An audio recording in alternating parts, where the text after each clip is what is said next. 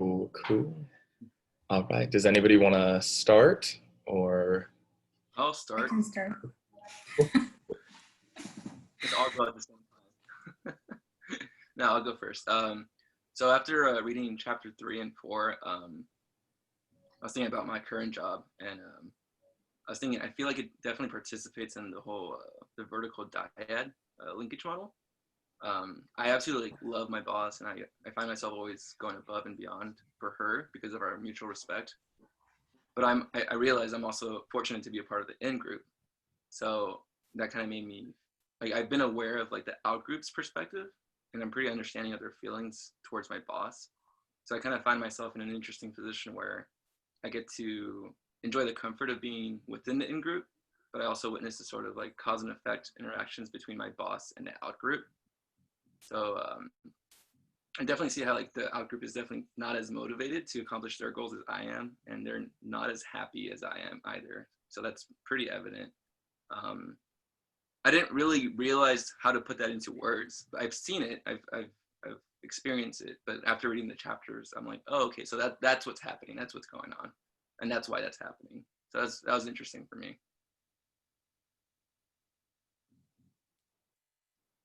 It's actually really cool how you related it, especially to your job.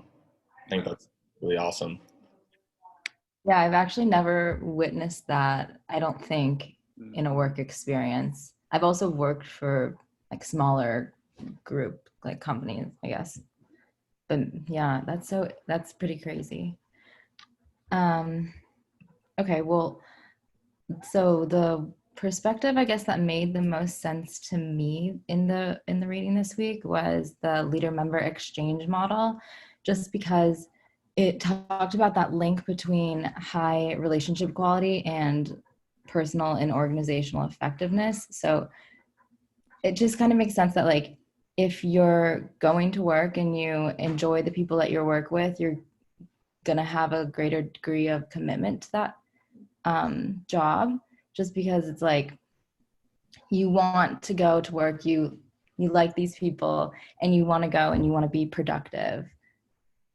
So I just think like anything you enjoy, you're gonna have a greater commitment to do that. Yeah, that makes sense. Actually, that's a huge thing. Definitely gonna have more motivation. So this week I think the sociological approach was actually something that really stuck out to me, because I mean you do think about it, when you see a leader, like you want someone who's charismatic and has those, like, I don't know, just really pertains to people. And looking how Max Weber like goes back to early Christian days and says like the leaders of the church were the ones who were charismatic and had gifts to really bring people and have them follow them, I feel like is a huge deal, especially in any place, from sports to a workplace to just your own life of being a leader. You just want to have like a magical talent that makes people gravitate towards you, like the 5 steps, like he says, just you want to be great in crisis situations, you want to have a great vision and understand things. I just think that really can, I don't know, just it's the best way to be a leader and the best approach to take to be a leader in any, from big groups to small groups. So. Well, in my opinion, the skills theory leadership makes the most sense. For instance, I would prefer to visit a doctor that has a medical education and a certain level of medical background or experience in order to feel safe and secure. Similarly, engineers constructing cars, planes, or other vehicles should be knowledgeable enough to get people's trust. Therefore, I think that people are more inclined to follow those leaders that have enough skills, experience, or knowledge in that particular field. I also believe it is extremely important to have a big picture vision and to be able to communicate with followers, effectively communicate with followers. As a follower, I would want to know the end result as well. So the bigger picture is also important in this case. For instance, this semester I took a training and development communication class where we had to script our own training program for some company. The most important part there was to illustrate objectives. In other words, list abilities and skills my trainees will be able to master after completing my training. Same with leadership. A person that cannot build the bigger picture or set clear objectives and vision is not able to be a good leader. And that's how I see that. I like also to refer to history to see like all ancient and medieval kings knew how to influence people because I believe they used skill theory leadership. For instance, to illustrate their credibility, they narrated about their victories in the battlefield. They knew how to motivate by communicating with their followers and show understanding of a bigger picture. For instance, we need to win to not lose our families or land or reputation or other priorities. That's how I believe leadership and skills are really tightly connected with how you communicate and see the bigger picture. That was really well said, honestly. Yeah, I like that as well. Yeah, I like the skills approach too. More specifically, the 3 skills model, just because I felt like, compared at least to the other skills approaches, that those 3 skills, the technical, human, and conceptual, were just like, they're very broad. And I think that's what makes it seem more realistic to me, because you obviously have to be skilled at what you do to be a good leader, which is like the technical skills. And then you need to be able to communicate well with people, so like you'll have influence over them, which is a human skill. And then you also need to have like a conceptual understanding of the purpose of the organization in order to maintain and accomplish your goals and the vision of your organization.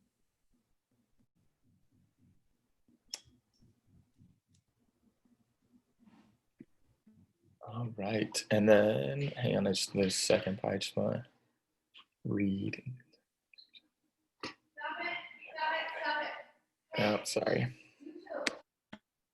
Yeah. Okay. The second part is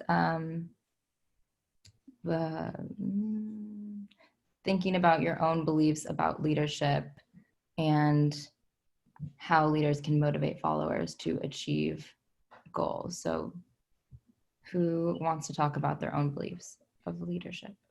I can talk about it. So I would like to think that I'm pretty self-aware, and I try to treat everyone fairly, which I feel like that's like the two most important qualities to kind of speaks through all the kind of theories there. However, after like reading this chapter and like kind of just going through all that and thinking about it, I kind of want to like reflect and really see myself interacting with I guess the people that I work with, and I don't want to be comfortable thinking that I'm a certain way when in reality I'm not. So especially with the whole like in-group out-group thing, that really like stuck with me. I wouldn't want to be causing an out-group, you know, from just the way that I'm interacting.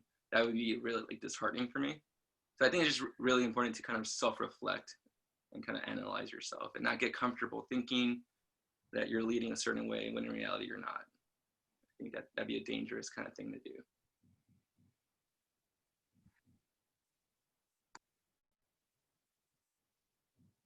Yeah, I can definitely agree with that. Like, you don't want to lead a certain way when it comes to like, you know, you kind of have your own view of what leadership is, and you're going to lead a certain way when there's going to be a lot of different minds wherever you work or whatever you're doing, where you have to be a leader, that aren't going to agree with how you lead.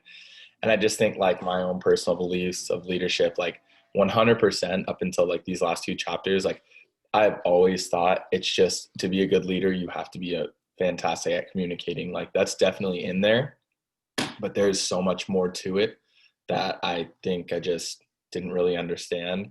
But I just don't. I know I'm like, oh yeah, I'm a great leader because I can communicate just about anything to everybody and in a good way where they don't take it wrong or take it personally. But no matter what, there's so many more pieces to the puzzle that you have to put together in order to just to be able to motivate your followers and get the goal done or get the task done that you were given in your group or whatever situation you're in where you have to lead. Yeah, I really agree with what Alex said about being self-aware and like self-reflecting, just because you do need to take a step back and look at, I guess, how you're leading from an outside perspective, because you truly don't know how people are taking what you're saying. And the whole point of being a good leader is to communicate effectively with your followers and motivate them and have like this partnership so you can work together to like get to the overall success of the organization or whatever the goal is. So I think that's important. And yeah, just going back to the 3 skills model, I don't know, that really stuck with me because I think it is important to be knowledgeable, but you also do need to maintain that good relationship with people in order for them to trust you and have them potentially also gain knowledge so they can be helpful partners instead of just following what you say because you say it. Yeah, I also agree with 3 skills that you have to have. Like, you have to be fantastic at communicating because that is the primary and the most important part of leadership. But there are a lot of components that I think we will be able to learn further. Like, a good leader needs to have a good reputation in any term. For instance, you cannot have bad opinions about, for instance, people of color.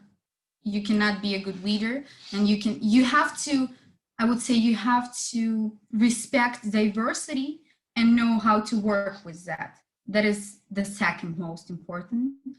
And yeah, see the bigger picture, as I said, because you cannot lead and influence others if you do not know what you want to reach.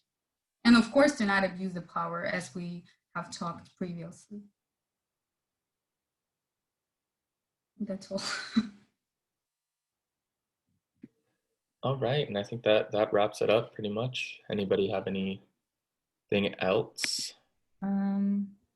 Yeah, I think we kind of discussed how leaders can motivate followers to achieve goals in each of our, what do you guys think?